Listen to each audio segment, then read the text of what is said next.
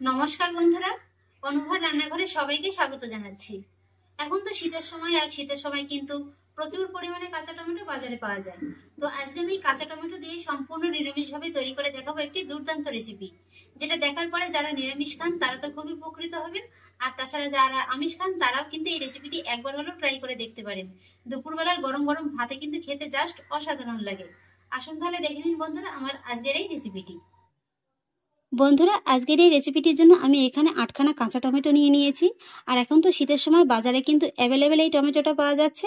আর তাছাড়া এই শীতের সময়তেই কিন্তু কাঁচা টমেটোটা খেতে খুবই ভালো লাগে। আর এই টমেটোটাকে কিন্তু আমি গোটা অবস্থাতেই ভালো করে পরিষ্কার করে ধুয়ে নিয়েছি।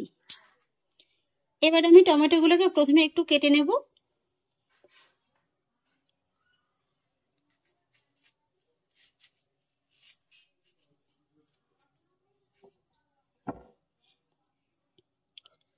বন্ধুরা, আমি আজকে যে রেসিপিটি করব সেই রেসিপিটা কিন্তু টমেটোগুলো একটু পাতলা পাতলা করে কেটে নিতে হবে। এই যে দেখুন, ঠিক এরকমই কিন্তু একটু পাতলা পাতলা করে কেটে নিতে হবে। খুব বেশি মোটা করে কিন্তু কাটলে হবে না।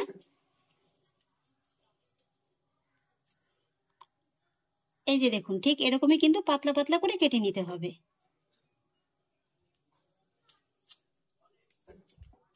সম্পূর্ণ নিরামিষ এই রেসিপিটি খেতে যে এতটা সুস্বাদু লাগে আপনারা কিন্তু বাড়িতে করার পরেই বুঝতে পারবেন। আমি আজকে এই রেসিপিটা সম্পূর্ণ নিরামিষভাবে করছি। আপনারা চাইলে কিন্তু এখানে এই রেসিপিটা আমিষভাবেও করতে পারেন, সেটা খেতে কিন্তু আরো ভালো লাগবে। কথা বলতে বলতে আমি একটা টমেটো কেটে নিয়েছি, আর এইভাবেই আমি কিন্তু পুরো টমেটোটাকে কেটে নেব। একই রকম ভাবে আমি পুরো টমেটোটাকে কেটে নিয়েছি। আর এবার আমি এই টমেটোর ভিতরে বেসিক কিছু মশলার উপকরণ অ্যাড করব। আর সেই জন্য প্রথমেই দিয়ে দেবো স্বাদ অনুযায়ী লবণ,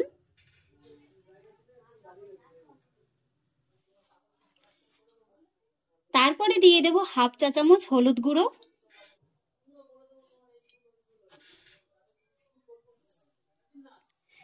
আর দিয়ে দেবো হাফ চা চামচ লাল লঙ্কার গুঁড়ো,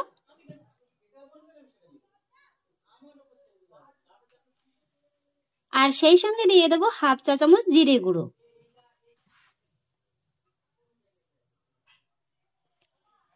এক এক করে সমস্ত মশলার উপকরণগুলো আমি দিয়ে দিয়েছি। আর এবার হাতের সাহায্যে টমেটোর সঙ্গে এই মশলাগুলোকে আমি খুব ভালো করে একবার মেখে নেব।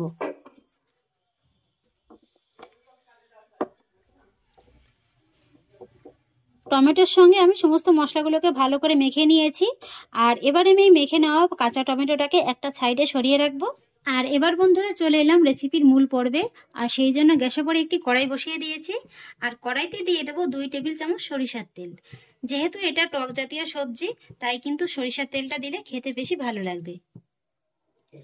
আর এবার তেলটা যখন খুব ভালোভাবে গরম হয়ে যাবে, তখনই আমি তেলের ভিতরে অ্যাড করব সামান্য একটু কালো জিরে ফোড়ন, আর সেই সঙ্গে অ্যাড করব একটি কাঁচা লঙ্কা। কাঁচা লঙ্কার কালো জিরেটা যখন এরকম সুন্দর করে ভাজা ভাজা হয়ে যাবে, তখনই আমি এর ভিতরে অ্যাড করব মিডিয়াম সাইজের একটি আলু। আলুটাকেও কিন্তু এইভাবে একটু পাতলা পাতলা করে কেটে নিতে হবে। সেই সঙ্গে আমি এর ভিতরে অ্যাড করব সামান্য একটু হলুদ গুঁড়ো, আর সামান্য একটু লবণ। এইভাবে আলু ভাজার সময় যদি একটু হলুদ গুঁড়ো আর লবণটা ব্যবহার করা হয়, আলুটাও যেমন খুব তাড়াতাড়ি নরম হয়ে যাবে, আর কালারটাও কিন্তু খুব ভালো আসবে। আর আমি আজকে যেহেতু সম্পূর্ণ নিরামিষভাবে করছি, তাই কিন্তু এখানে কোনো রকমের পেঁয়াজ রসুনের ব্যবহারটা করছি না। আপনারা যদি আমিষভাবে করতে চান, তাহলে এখানে ফোড়ন দেওয়ার সময় একটু হালকা করে রসুন থেতো করে দেবেন, খেতে কিন্তু খুবই ভালো লাগবে। আলুটাকে আমি খুব সুন্দর একেবারে লাল লাল করে ভেজে নিয়েছি। আলুটা ঠিক এমন করেই ভেজে নিতে হবে যাতে ভাজতে ভাজতেই আলুটা 1/3 ভাগ মতো সেদ্ধ হয়ে যায়। আলুটাকে আমি খুব সুন্দর করে লাল লাল করে ভেজে নিয়েছি। আর বন্ধুরা, আলুটাকে ভাজার সময় ঠিক এমন করেই ভেজে নিতে হবে যাতে আলুটা ভাজতে ভাজতেই 1/3 ভাগ মতো সেদ্ধ হয়ে যায়। এই যে দেখুন। আর এবারে আমি ভেজে নেওয়া আলুর ভিতরে অ্যাড করব মশলা দিয়ে মেখে রাখা কাঁচা টমেটোটা। এবার আলুর সঙ্গে কাঁচা টমেটোটাকে একবার ভালো করে মিশিয়ে নেব।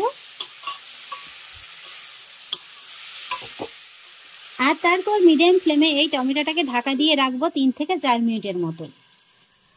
আর আর সেই ফাঁকে চলুন আজকের এই রেসিপিটির জন্য আমি একটি মশলা তৈরি করে নেব। নিয়ে নিয়েছি একটি মিক্সিং জার, জারের ভিতরে দিয়ে দেব 2 টেবিল চামচ পোস্ত দানা, সেই সঙ্গে নিয়ে নেব 1 টেবিল চামচ কালো সরিষা, আপনারা এখানে কিন্তু রাই সরিষাটাও ব্যবহার করতে পারেন। আর নিয়ে নেব একটি কাঁচা লঙ্কা। এবার সামান্য একটু জল দিয়ে মশলাটাকে খুব ভালো করে পেস্ট করে নেব। ফিরে এলাম 3 থেকে 4 মিনিট বাদে। এবার ঢাকাটাকে তুলে নিচ্ছি। এই যে দেখুন বন্ধুরা, 3 থেকে 4 মিনিট এইভাবে ঢাকা চাপা দেওয়ার কারণে টমেটোর ভেতর থেকে কিন্তু এক্সট্রা একটা জল বেরিয়েছে। আর এবার মিডিয়াম হাই ফ্লেমে আমি এইভাবে ততক্ষণই নেড়ে চেড়ে নেব যতক্ষণ না পর্যন্ত এই এক্সট্রা জলটা খুব ভালোভাবে শুকিয়ে যাচ্ছে। কিছুক্ষণ সময় নিয়ে একটু নেড়ে চেড়ে নেওয়ার কারণে দেখুন এর ভিতরে এক্সট্রা জলটা কিন্তু খুব ভালোভাবে শুকিয়ে গেছে। আর এবার আমি এর ভিতরে অ্যাড করব সামান্য একটু জল।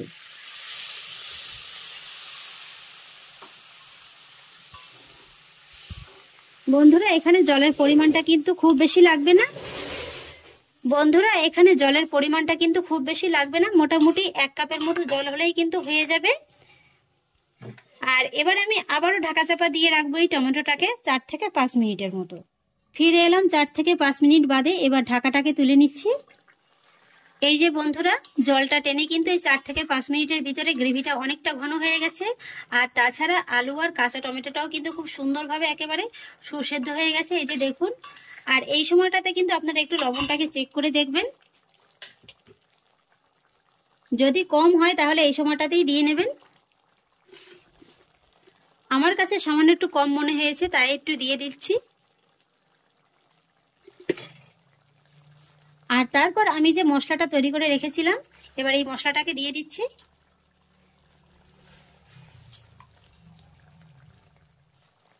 আর সেই সঙ্গে দিয়ে দিচ্ছি 1/2 চা চামচ চিনি।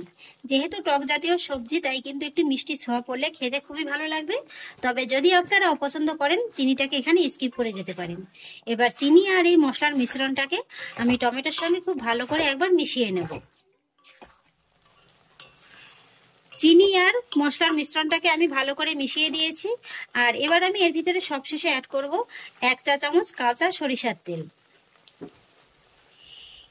এইভাবে যদি এই রেসিপিটাতে শেষের দিকে একটু কাঁচা সরিষার তেলটা দেওয়া হয়, তাহলে এই তেলের সুন্দর একটা ঝাঁঝালো গন্ধ আসবে।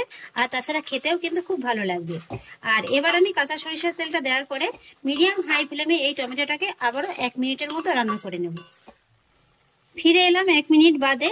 এই যে বন্ধুরা, তৈরি হয়ে গেল আমার কাঁচা টমেটো আলুর ঝাল রেসিপি। এবার আমি গ্যাসের ফ্লেমটাকে অফ করে দেব। আর তারপরে এই রেসিপিটাকে অন্য একটি সার্ভিং বলে নামিয়ে নেব। শীতের দুপুরে গরম গরম ভাতের সঙ্গে যদি কাঁচা টমেটো আর আলুর এরকম একটা রেসিপি হয়, তাহলে বন্ধুরা অন্য কিছু কিন্তু আর কোনো প্রয়োজনই হবে না। দেখতেই পেলেন কত কম মশলায়, কত কম উপকরণে এরকম একটা দুর্দান্ত স্বাদের রেসিপি তৈরি করা হয়ে গেল। খেতে কিন্তু অসম্ভব মজাদার লাগে।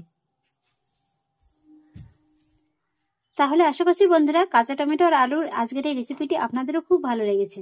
যদি ভালো লেগে থাকে তাহলে আমাকে অবশ্যই একটা লাইক এবং কমেন্ট করবেন, সেই সঙ্গে বন্ধুদের সঙ্গে শেয়ার করবেন।